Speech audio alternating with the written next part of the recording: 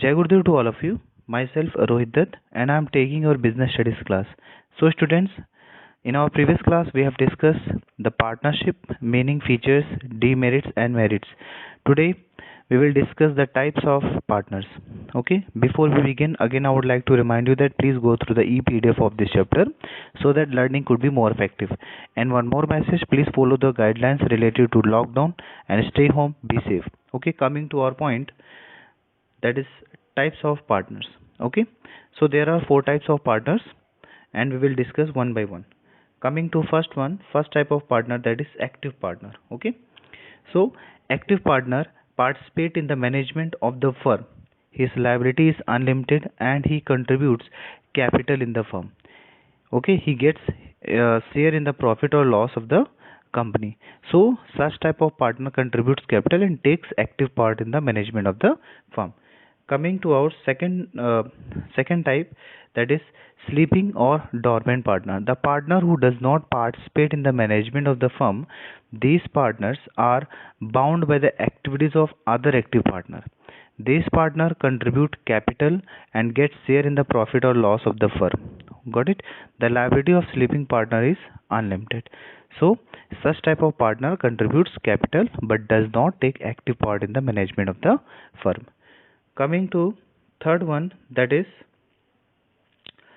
secret partner. Okay, so secret partner is one whose association or relation with the firm is not known to outsider. He contributes capital, participates actively in the management. His liability is also unlimited. Got it? So such partner contribute capital and does not and takes active part in the business. Okay, but his association with the firm is hidden from the general public.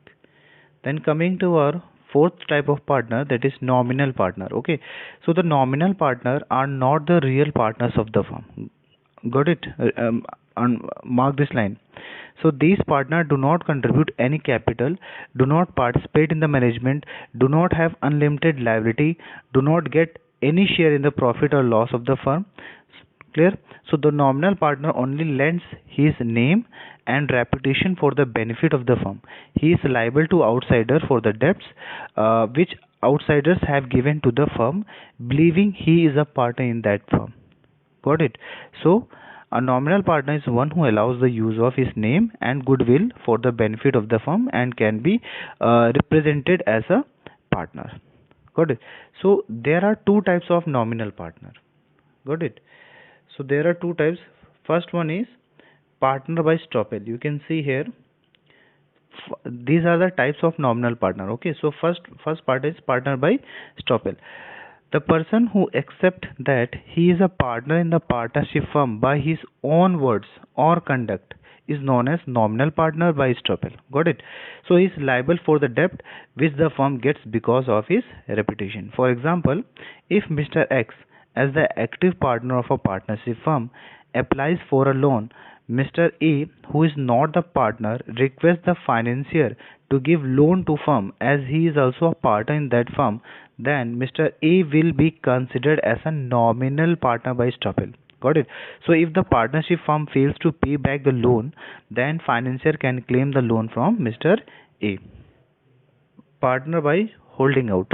Okay, so the partner who does not call himself as a partner in the firm but who does not object when other call him as a partner in the firm, so then he is called partner by holding out. Got it?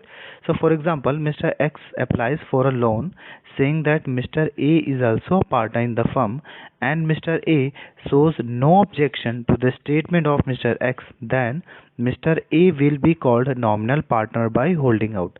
He will be liable to pay back the debts which the company got by using his name. Got it, everyone? In the bracket you can see minor as a partner. They are talking about a minor partner also. So let's have a look in it. The Partnership Act 1932 does not permit a minor to become a partner in the partnership firm. Okay, the minor can only be admitted to the benefit of the existing firms. Clear? So minor partner do not contribute any capital. Okay, so partnership is based on a legal contract between two persons who agrees to share the profit or loss of a business carried on by him. Since a minor is incompetent to enter a valid contract with others, he cannot become a partner in partner in any firm. However, a minor can be admitted to the benefit of a partnership firm with the mutual consent of all other partners. So, in such cases, his liability will be limited to the extent of the capital contributed by him in the firm. Got it?